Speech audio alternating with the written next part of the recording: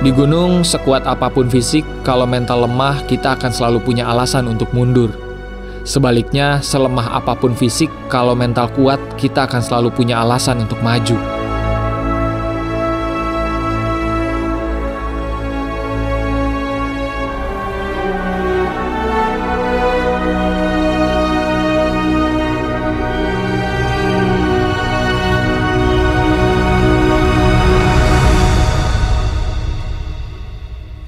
Manirwan, Manirwan, pulang ki. Sadar, pulang ki. Oke? Jangan pikir begitu. Manirwan. Nah, terus berkecil ini masih banyak di peralatan yang bisa kasih hangat. Toh, tenang saja. Nirwan sudah ngelantur ke sana sini sampai berkata bahwa dirinya tidak akan selamat, mau mati saja. Kami memberi pertolongan pertama, mengganti pakaian basahnya seraya membungkus tubuhnya agar hangat. Kami pun terus memberi sugesti positif supaya pikirannya tidak kemana-mana. Gimana Bang sekarang kondisinya? Kondisinya sudah stabil, cuma masih agak ini kan kedinginan. Karena kita kan kondisi medan ini lembahan, jadi masih ini agak dingin. Semoga besok pagi sudah stabil, pulih, insyaallah. Akhirnya Nirwan dapat beristirahat. Kami pun satu persatu dibawa ke alam mimpi. Esok akan menjadi perjalanan panjang.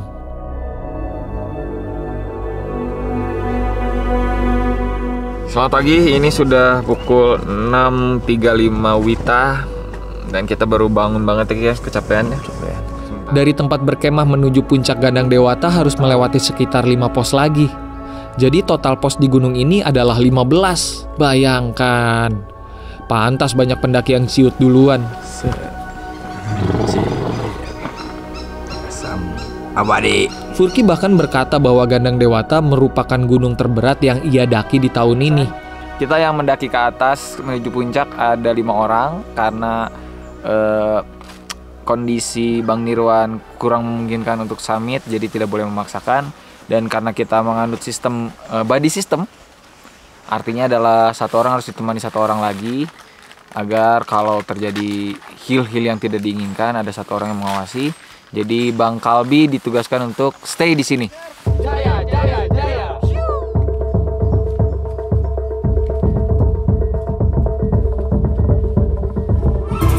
Gunung ini bukan untuk pemula. Selain melelahkan untuk fisik, juga untuk mental. Hanya bermodalkan daypack dan perbekalan secukupnya, kami memulai perjalanan menuju puncak Gandang Dewata. Kali ini hanya kami berlima yang akan summit attack. Nirwan tidak ikut muncak dan itu adalah yang terbaik. Sadar kemampuan diri dan tidak memaksakan adalah hal baik, bukan?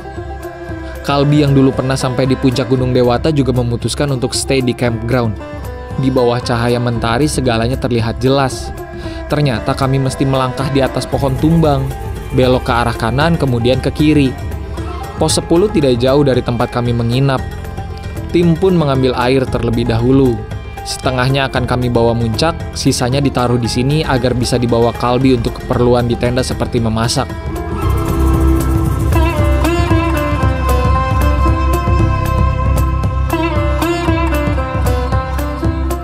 Jam di tangan sudah menunjukkan 9:30 tatkala kami melanjutkan perjalanan.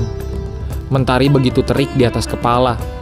Rasanya saya ingin menertawakan kata-kata Misbah yang bilang bahwa jarang ada pendaki menemukan langit cerah di puncak Gandang Dewata. Misbah menyiratkan, jangan senang dulu. Awan bergerak cepat di depan sana.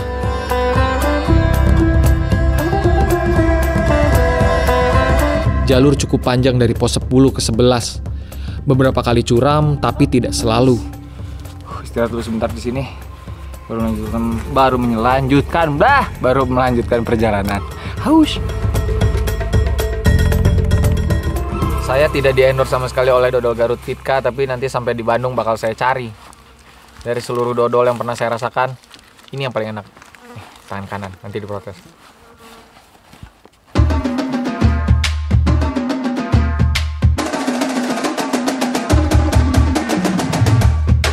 Tanpa berlama-lama di pos 11, kami kembali berjalan. Dari pos 11 ke 12 tidak terlalu panjang, meski tentu saja lebih terjal.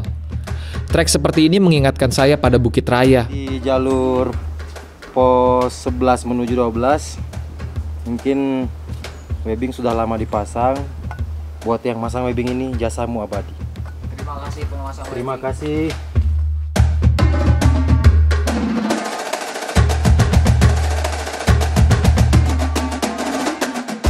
Seperti satu karakter, walau bukan berada di pulau yang sama. Jarak perjalanan sekitar 45 menit. Capek. Kriuk-kriuk. Di pos 12 kami makan siang terlebih dahulu. Mempersiapkan diri karena melihat peta yang dibawa Misbah, trek dari 12 ke 13 lah yang terpanjang. Sudah siap, kami melanjutkan langkah. Benar saja, awan kian berkumpul menyiratkan akan turun hujan. Petir bersahutan di kejauhan menandakan kami harus siaga. Jalanan terasa panjang sekali. Banyak landai, sesekali terjal. Hutan lumut semakin tebal. Udara terasa lembab, di saat yang sama segar. Sudah hampir 2 jam ketika akhirnya kami tiba di pos 13. Gerimis datang, awan kelam, hujan deras akan segera tiba. Kami memakai jas hujan, kemudian melanjutkan langkah.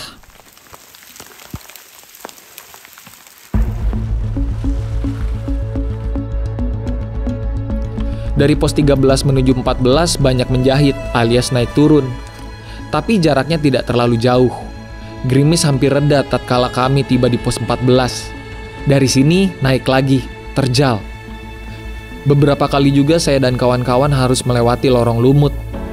Dari kami berlima, Furkilah yang sering tertinggal jauh di belakang.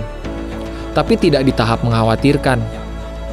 Furki pernah bilang, dibandingkan gunung-gunung di luar negeri yang jalurnya sudah enak dan tertata, baginya gunung di Indonesia lebih menyulitkan. Menghindari akar, ranting, dan halang rintang lainnya ini memerlukan energi lebih. Meski tentu saja gunung di luar negeri juga punya tantangannya tersendiri yang tidak bisa diremehkan.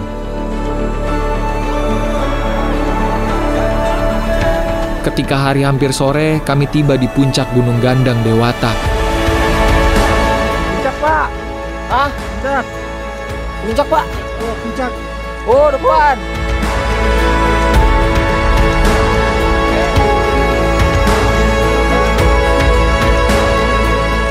Alhamdulillah ya Allah.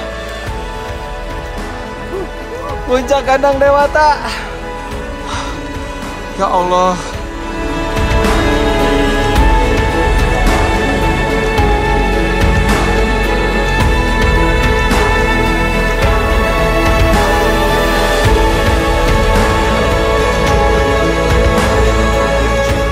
Alhamdulillah ya Allah.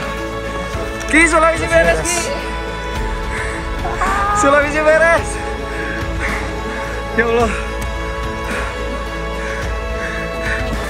Jujur sejauh ini, Gunung Gandang Dewata tidak membuat saya drop atau berpikir aneh-aneh sampai harus terharu. Dan ini puncak terakhir atap negeri di Sulawesi. Tapi, membayangkan bahwa untuk atap negeri ini adalah provinsi terakhir yang saya daki di Sulawesi, air mata menetes dengan sendirinya. Di spektrum yang lain, Gandang Dewata adalah puncak pertama Furki di Sulawesi. Kami berada dalam dinamika yang berbeda, namun merasakan haru yang sama. Terima kasih Tuhan, terima kasih Tuhan. Terima kasih Tuhan. Gandang Dewata.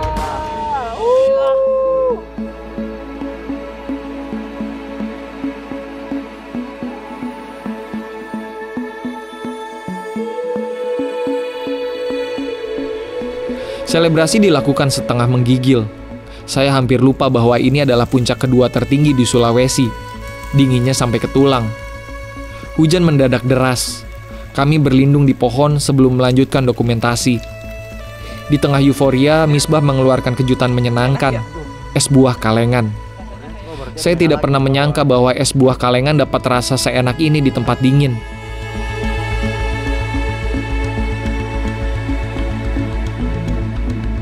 Jam 4 sore kami memulai perjalanan turun.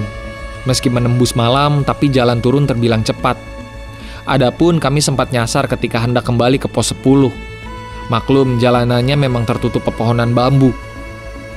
Meski Furki sudah mengunduh peta digital agar kami turun melalui trek yang sama, tapi akan selalu ada perbedaan beberapa meter dari yang seharusnya. Dengan kata lain, mengandalkan alat digital pun memerlukan penilaian manusia. Tim atap negeri tiba di campground pukul 7 malam. langsung disambut dengan wangi lezat. Ternyata Nirwan sedang memasak. Keceriaannya sudah kembali. Tawanya terlihat lepas. Nirwan juga meminta maaf karena tidak bisa ikut muncak. Yang dia bisa lakukan hanya sebatas ini. Kami bergantian menjabati tangan Nirwan, pertanda bahwa ia memberi selamat atas kesuksesan kami dan kami memberi selamat atas kesehatannya. Sesungguhnya Nirwan bukan orang lemah. Sudah terbukti beberapa kali mengantar tim lain ke Gandang Dewata. Hanya saja memang terkendala kurang olahraga dan sudah lama tidak naik gunung. Lagi pula menurut saya Nirwan sangat berjasa di pendakian kali ini. Kalau sedari di desa tidak ada Nirwan yang pandai berbicara dan punya kenalan orang-orang desa, mungkin kami takkan berada di sini hari ini. Mungkin kami sudah balik kanan bubar jalan sedari kemarin. Malam begitu hangat, walau tentu saja tidak lama. Kami sudah terlalu letih untuk berbincang panjang. Esok harus berjalan turun, kembali ke desa.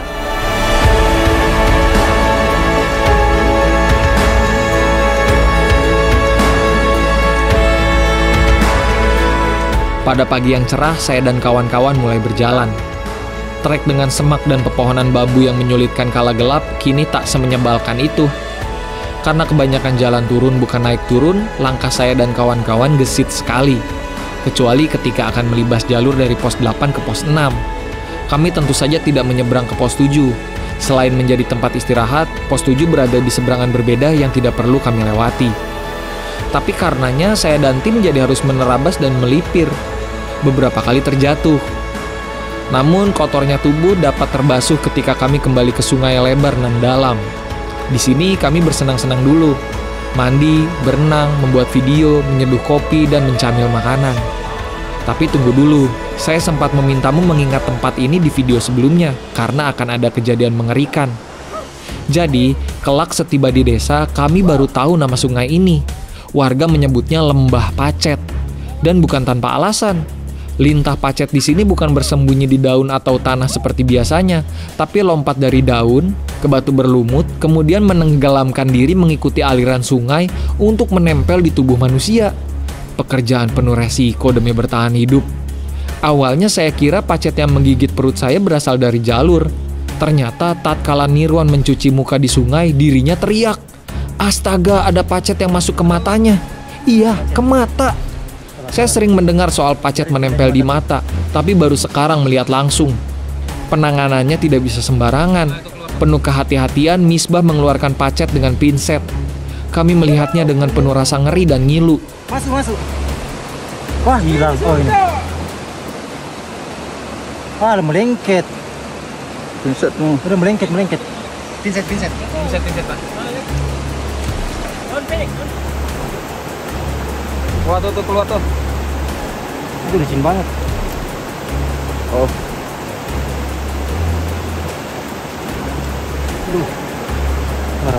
Lepas. Keluar, set. Ya, Tarik, Pak. Enggak. Tarik, Pak. Lengket, jangan. Langsung taruh saja. Tarik, Pak. Anjir. Ih, ngerinya. Lihat, Pak. Buset. Lihat, anjir. Untung saja berhasil tanpa melukai bola mata Nirwan. Lain halnya dengan Kalbi. Dia tidak seberuntung Nirwan. Seberes berenang, Kalbi juga merasa ada pacet masuk ke kelopak matanya. Tapi kami tidak dapat melihatnya. Kawan-kawan pun berspekulasi bahwa pacet tersebut sudah terlepas. Kalbi bersikeras bahwa dirinya masih merasakan sakit. Misbah menenangkan dan berkata bahwa mungkin itu pasca gigitan pacet.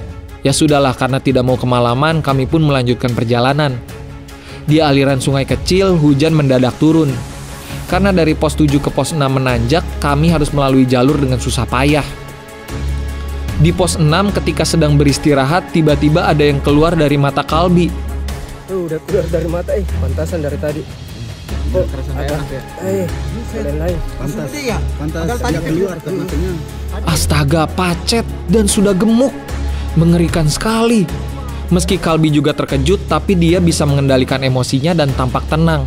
Malahan kami yang panik. Kalbi memang berkata bahwa dirinya merasa baikan dibanding sebelumnya. Tapi bagaimana kalau ada efek jangka panjang? Seumur-umur saya hidup baru menemui kejadian seperti ini.